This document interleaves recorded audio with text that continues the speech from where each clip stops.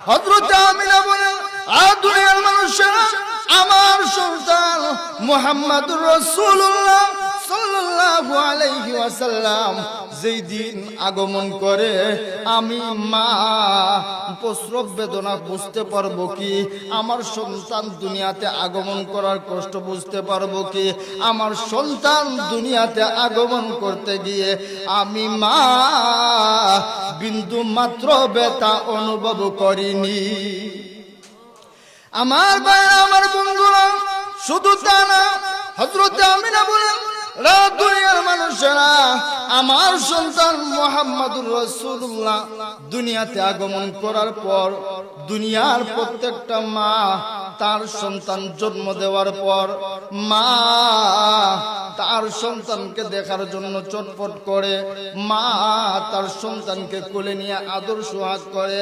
ঠিক তেমনি ভাবে আমার সন্তান মুহাম্মদুর রাসূলুল্লাহকে আমি মা যখন কুলের মধ্যে নিয়ে আদর সোহাগ করতেছিলাম, ও দুনিয়ার মানুষেরা, ওই সময় আমার ঘরটা বিল্ডিং ছিল না, আমার ঘরটা টিনেরও ছিল না, আমার ঘর ছিল খেজুর পাতার চাউনি দেওয়া।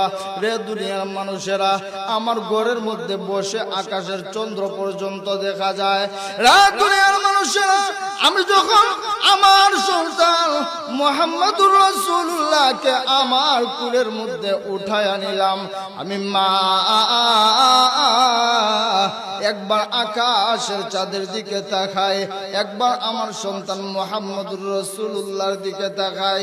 আমি মা লক্ষ্য করে দেখি আকাশের চাঁদ থেকে আমার মুহাম্মদুর রাসূলুল্লাহকে আমার আল্লাহ কোটি কোটি গুণ সুন্দর বানিয়েছে। হযরত আমিনা বলেন, ও দুনিয়ার মানুষেরা, আমার এত সুন্দর সন্তান, আমার সন্তানের কপালে, আমার সন্তানের গালে টুটে আমি চুম্বন করতেছি, এমন সময় আমি লক্ষ্য করে দেখি আমার সন্তান মুহাম্মদ আমার কোলে নাই। কি মনে করেন, মায়ের কোলে যদি হঠাৎ সন্তান উদাও হয়ে যায় তাইলে মা শান্ত থাকে নাকি পেরেশান হয়? পেরেশান হয়।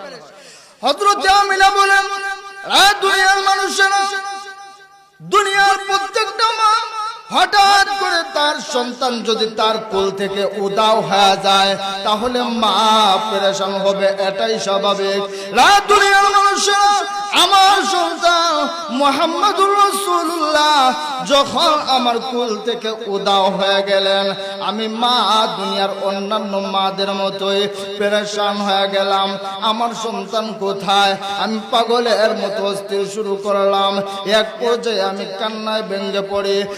পৃথিবীর মানুষেরা, আমার পেরেশানির অবস্থা এমন একটা আকার ধারণ করলো, আমি প্রায় অজ্ঞান হয়ে যাওয়ার মতো অবস্থা।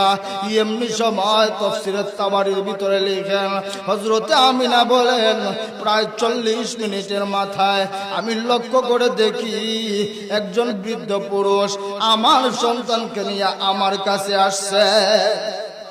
হযরতে আমিনা বলেন, কে তুমি? আমার সন্তান মুহাম্মদুর রাসূলুল্লাহকে নিয়ে কোথায় গিয়েছিলা?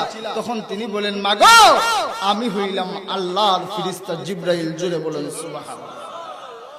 হযরতে আমিনা বলেন, জিবরাইল, তুমি আল্লাহর ফেরেশতা জিবরাইল, ভালো কথা, কিন্তু আমার সন্তান মুহাম্মদকে নিয়ে কোথায় গিয়েছিলা? আমি তো পাগলের মতো হয়ে গিয়েছিলাম। আমার সন্তানকে কোথায় নিয়ে গিয়েছিলা? হযরত জিবরাইল ডেকে ডেকে বলেন, তোমার সন্তান দুনিয়ার অন্য 10-5টা সন্তানের মতো নয় গো। তোমার সন্তান দুনিয়ার সাধারণ কোন সন্তান নয়। তোমার সন্তান হলেন ওই ব্যক্তি আল্লাহ রব্বুল ইজ্জত ওয়াল জালালের পরে সম্মানিত যেই ব্যক্তি। সুবহানাল্লাহ। হযরত জিবরাইল বলেন, ও আমিনা, তুমি জানো তোমার সন্তান মুহাম্মদকে আমি কোথায় নিয়ে গিয়েছিলাম? তোমার সন্তান মুহাম্মদ দুনিয়াতে আগমন করার পর সমস্ত মাখলুক আল্লাহ রাব্বুল আলামিনের কাছে আবেদন করছে, আয় আল্লাহ তাআলা, আপনার বন্ধু রাহমাতুল লিল আলামিনকে একটা নজর দেখার এবং একটা সালাম দেওয়ার সুযোগ করে দেন। আল্লাহ আমাকে নির্দেশ দিলেন, আমি तमाम পৃথিবীর মাখলুকদেরকে একটা সালাম আর একটা নজর দেখানোর জন্য নিয়ে গিয়েছিলাম। সুবহানাল্লাহ। আমার ভাইয়েরা, আমার বন্ধুরা, রাসূল আকরাম সাল্লাল্লাহু আলাইহি ওয়াসাল্লাম যখন ছোট আরবের তৎকালীন সময়ের কথা ছিল, গ্রাম অঞ্চলের মহিলারা শহরের বাচ্চাদেরকে নিয়ে দুধ পান করাইতো। তৎকালীন সময়ের দ্বারা অনুযায়ী যখন সিরিয়া থেকে মহিলারা, যাত্রী মহিলারা মক্কায় এসেছেন বাচ্চাদেরকে নিয়ে দুধ পান করানোর জন্য, আপনার আমার নবী রাহমাতুল্লিল আলামিনকে অনেক মহিলা এসে দেখা যায়, কেউ নিয়ে যায় না, কারণ উনার তো আব্বা দুনিয়াতে নাই।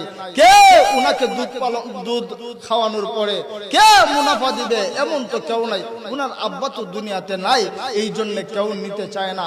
সর্বশেষ হযরত হালিমাতুস সাদিয়া সিদ্ধান্ত নিলেন, আমি ফাঁকা হাতে ফিরে যাব, আমার কাছে তো কেউ নাই, তাহলে এক কাজ করি, এই সন্তানটাকে দেখতে